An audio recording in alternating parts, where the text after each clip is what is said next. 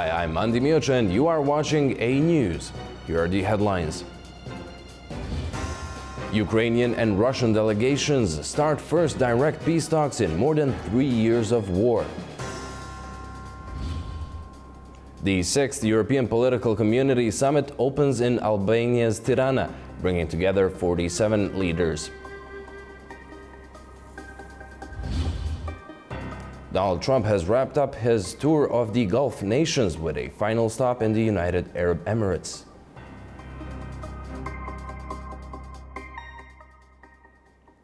Thank you for tuning in. The first direct talks of Ukraine and Russia on ending the war since early in 2022, just after Moscow launched its full-scale invasion, have concluded in Istanbul after less than 2 hours. The two sides agreed to exchange 1,000 war prisoners each in the biggest exchange since the war began.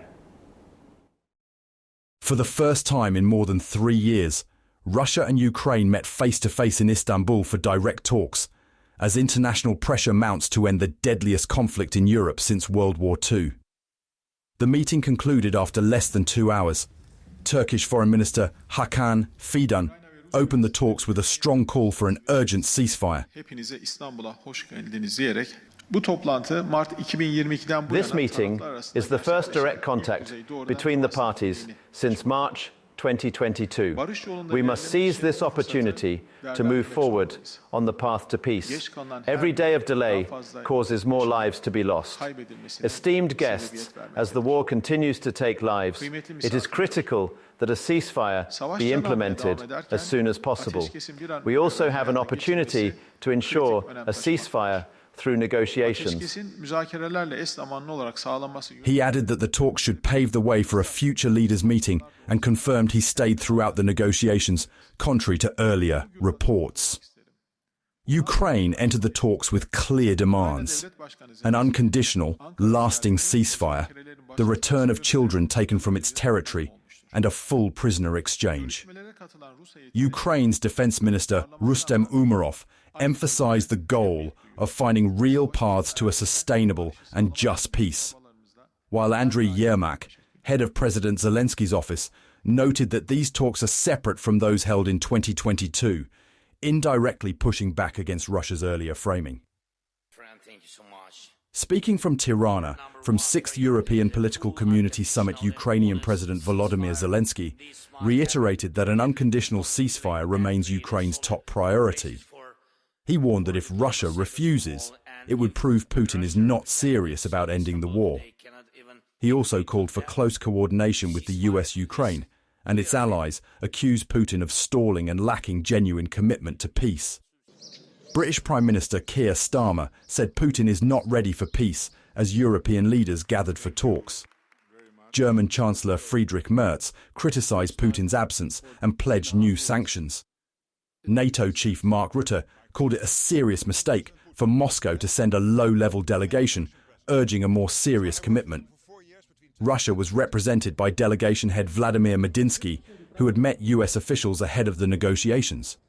Moscow claims it wants a diplomatic solution and is open to ceasefire talks, but argues that Ukraine could use any pause to regroup and receive more Western weapons. A Ukrainian diplomatic source described Russia's demands as unrealistic, saying Moscow is now calling for Ukraine to withdraw its forces from its own territory, far beyond anything previously discussed. Turkish President Recep Tayyip Erdogan said encouraging both sides without imposing conditions is essential, given the sensitivity of the peace process, to reach a just and lasting resolution. CNN reported that Donald Trump said he might call Putin to discuss the conflict, while the Russian delegation remained in close contact with Putin during the talks. While expectations remain modest, the talks marked a crucial first step toward renewed diplomacy. Well, we've heard some of the messages from the summit in Tirana. The European Political Community Summit brought together 47 heads of state and governments of the EPC. The agenda is filled with pressing security and cooperation issues. The 6th European Political Community Summit kicked off on Friday in Tirana, gathering 47 European heads of state and government, as well as EU and NATO leaders, to discuss regional security, economic resilience, migration and cooperation. Notable attendees include Azerbaijani President Ilham Aliyev, President of the European Commission Ursula von der Leyen, President of the Council of the European Union, Antonio Costa, Turkish President Recep Tayyip Erdogan, UK Prime Minister Keir Starmer, and NATO Secretary-General Mark Rutte. The summit follows a high-stakes meeting in Ankara between Zelensky and Erdogan on peace efforts, as well as NATO foreign ministers' talks in Antalya on regional security.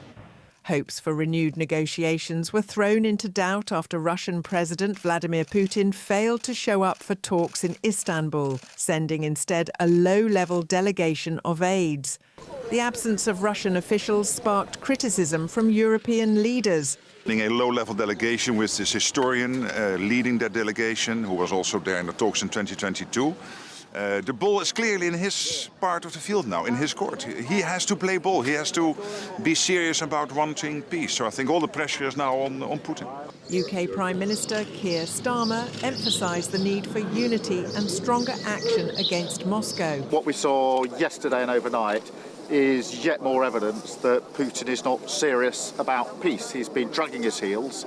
And I think it's really important, therefore, that we have absolute unity with our allies. We'll be working on that again today to be clear that there must be a ceasefire, but also to be clear that should there not be a ceasefire, then we will act together in relation to sanctions. European Commission President Ursula von der Leyen announced a new sanctions package targeting Russia. And this shows his true beliefs, so we will increase the pressure. We're working on a new package of sanctions that include sanctions against Nord Stream 1 and Nord Stream 2, but also listing more vessels in the shadow fleet and lowering the oil price cap, and finally more financial sanctions on the Russian financial sector. Ukraine is a very important member state of the Council of Europe. We are supporting Ukraine since many years, really strongly.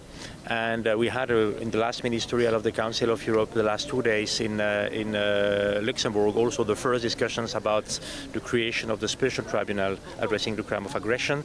The Council of Europe is strongly dedicated to accountability. The Kremlin stated on Friday that a summit between President Putin and President Trump is essential for progress on Ukraine and other issues, but it must be thoroughly prepared and result-oriented to be successful.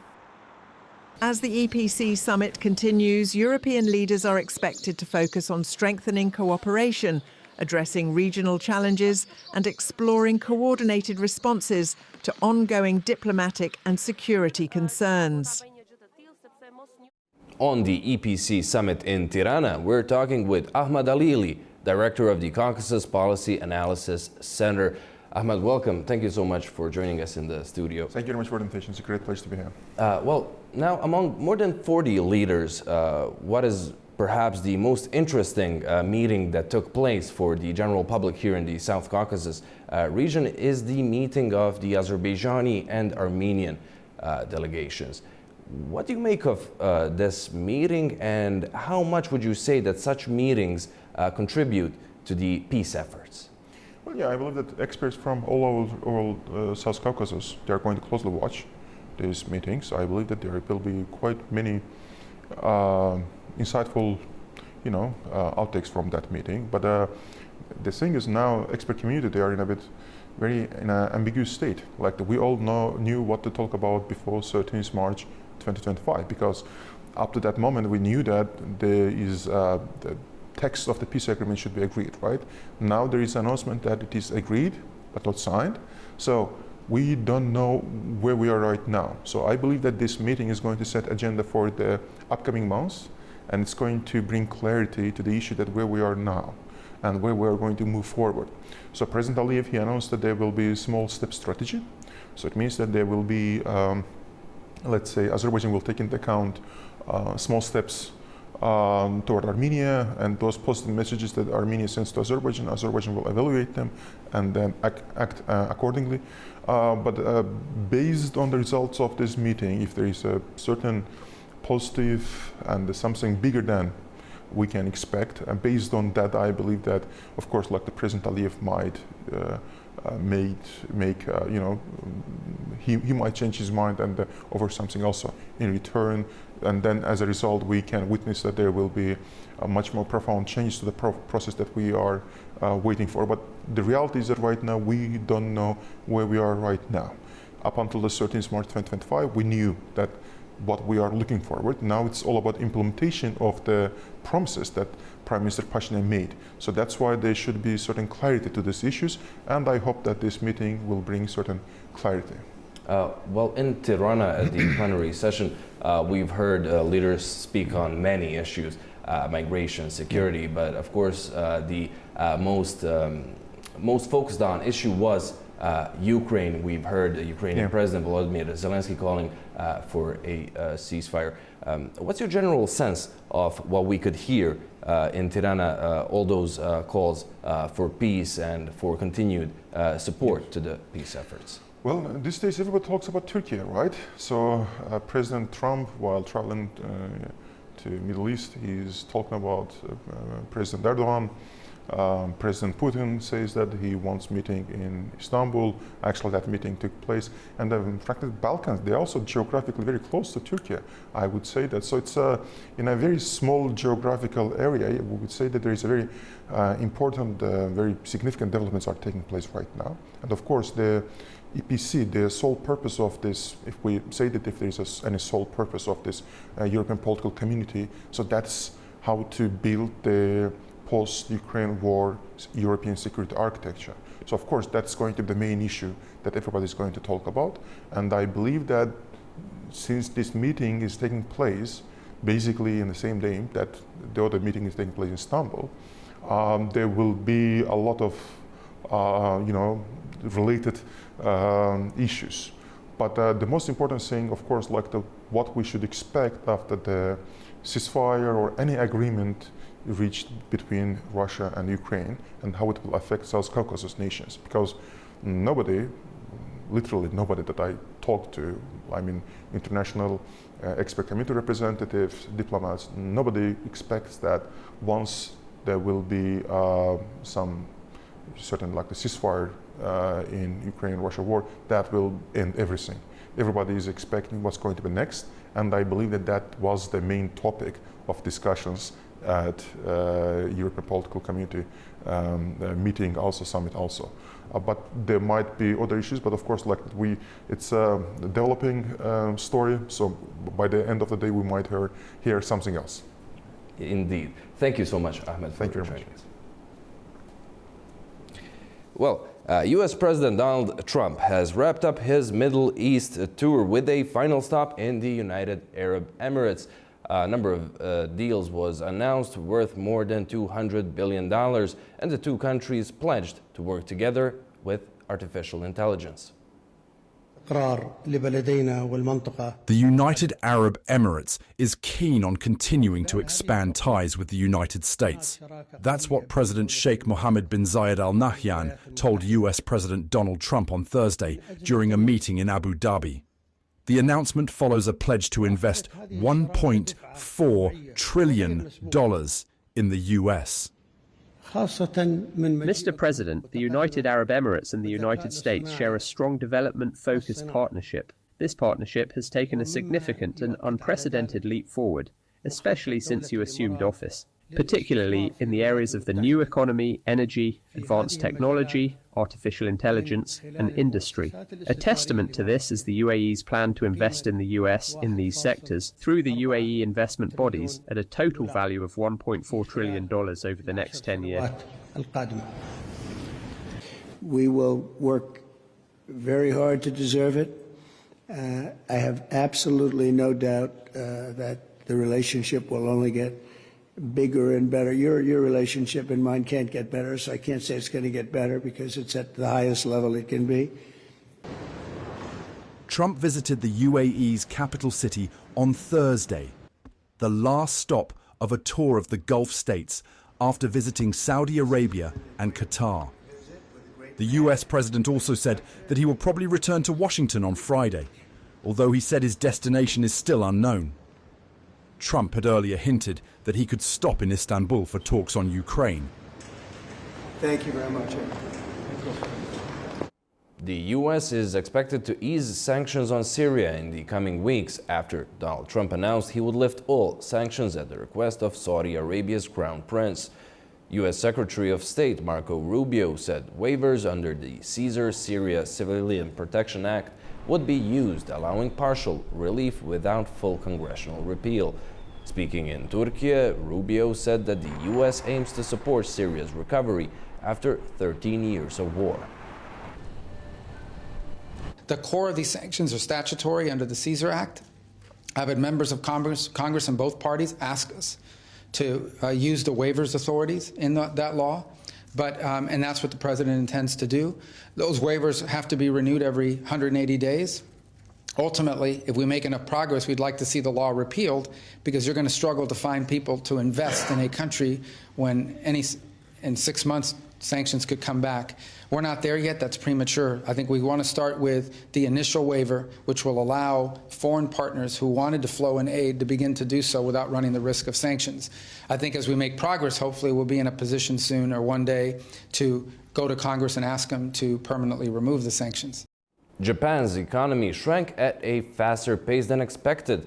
The drop underscores the fragile nature of its recovery, now under threat from Donald Trump's trade policies. Real gross domestic product contracted at annualized 0.7% in the January-March period, much more than the forecasted 0.2%.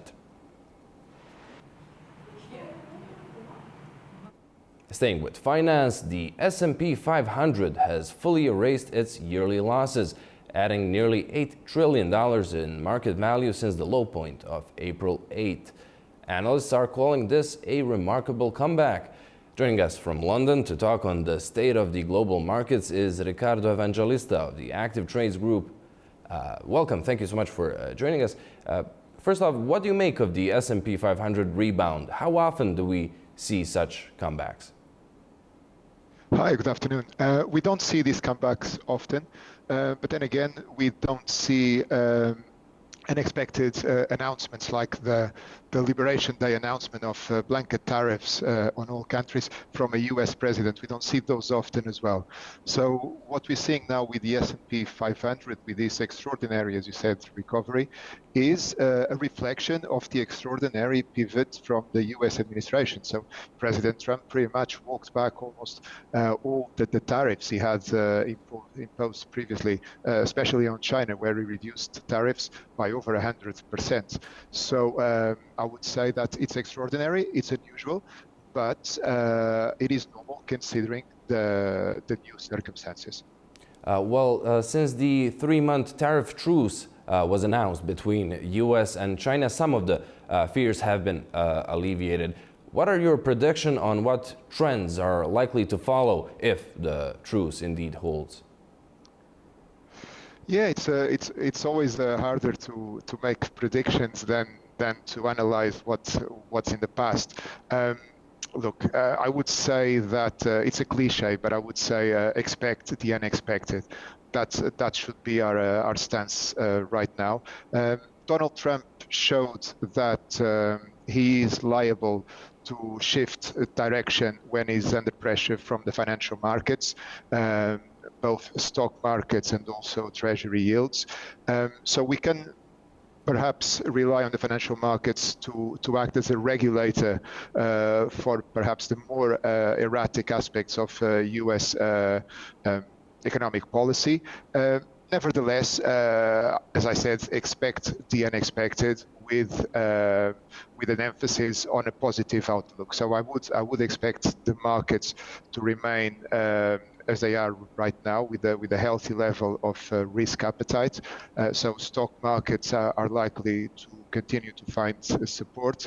I would expect safe haven assets like gold that did really well when there was losses elsewhere are now reversing those gains.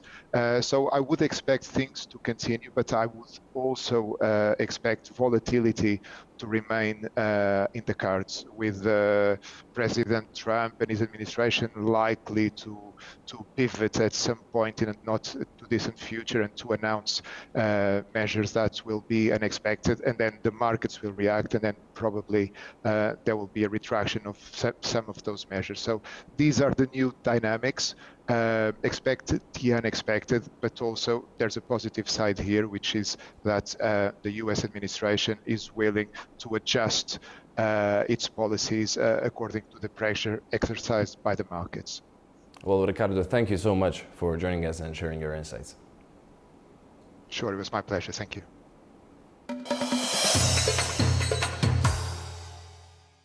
Turkey is doubling down on its economic engagement with Uzbekistan. During the two countries' business forum in Tashkent, Turkish Vice President Cevdet Yilmaz highlighted growing investments, strengthened trade ties, and ambitious future goals. Turkey will continue to expand its investments and trade relations with Uzbekistan. That's according to Turkish Vice President Cevdet Yilmaz. Speaking at the Turkey-Uzbekistan Business Forum in Tashkent, Yilmaz noted that nearly 1,900 Turkish companies are currently operating in Uzbekistan. These companies have invested a total of $5.6 billion, employ thousands of people, contribute significantly to public finances, and export goods from the region. Yilmaz emphasized the deep-rooted historical and cultural ties between the two nations, stating that the ancient Silk Road bridges built by their ancestors have today evolved into a modern foundation of cooperation. He said he credited the strong, sincere and trust-based relationship between Turkish President Recep Tayyip Erdogan and Uzbek President Shavkat Mirziyoyev for the recent acceleration in bilateral cooperation. According to Yilmaz, this leadership synergy has provided a solid basis for expanding collaboration across various sectors. The Vice President also confirmed that the 8th Term Joint Economic Commission concluded successfully, with agreements involving both public institutions and the private sector.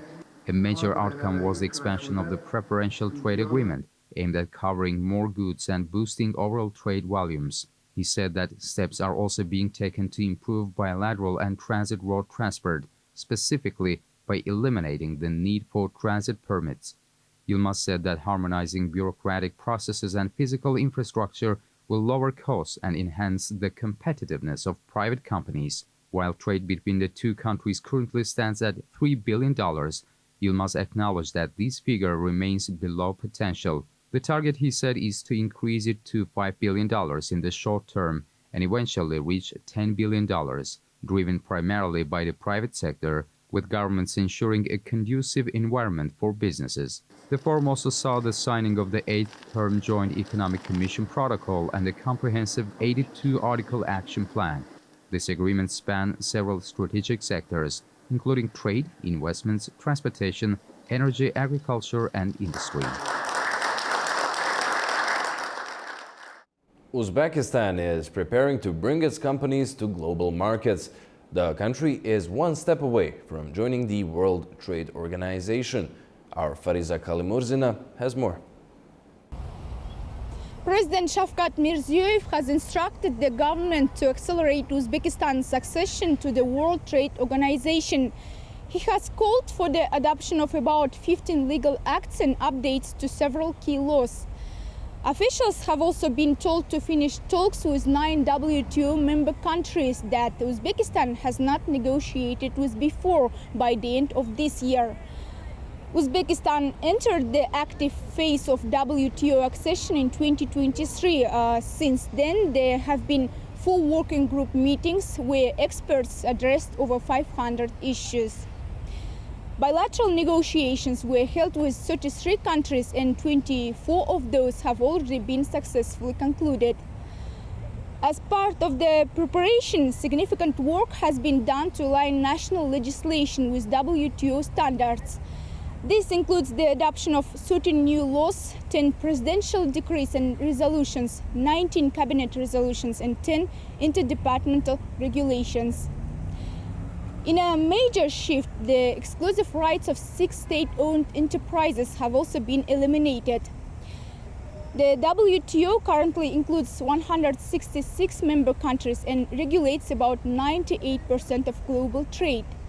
Uzbekistan's membership application is still under review, and accession talks actually began in 1994 but were put on hold and only resumed in 2020. Experts say that WTO membership could significantly boost their country's exports, unlocking nearly $6 billion in untapped potential. That includes $600 million each in clothing and fruit exports and $400 million in cars and auto parts. The World Bank estimates that joining the WTO could raise Uzbekistan's GDP by 17% within 5 to 7 years, largely thanks to growth in the service sector. That's especially important for a landlocked country like Uzbekistan, where service exports can make a big difference. Historically, accession to the WTO is a time-consuming process. For example, China took 15 years, while Russia needed 18.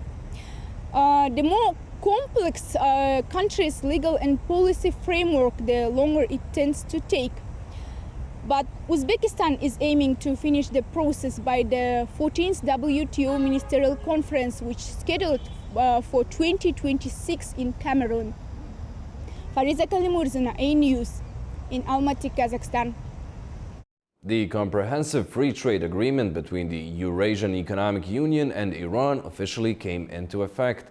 The agreement eliminates tariffs on some 90% of goods exchanged between Iran and the Union member states, Russia, Belarus, Kazakhstan, Kyrgyzstan, and Armenia. Analysts project that this deal could boost mutual trade volumes to $12 billion in the near term and potentially up to $18 to $20 billion within 5 to 7 years. The U.S. Treasury Department has extended authorizations related to the provision of oil field services to the Caspian Pipeline Consortium and Kazakhstan's Tengiz Chevroil, confirming their exemption from current sanctions-related prohibitions.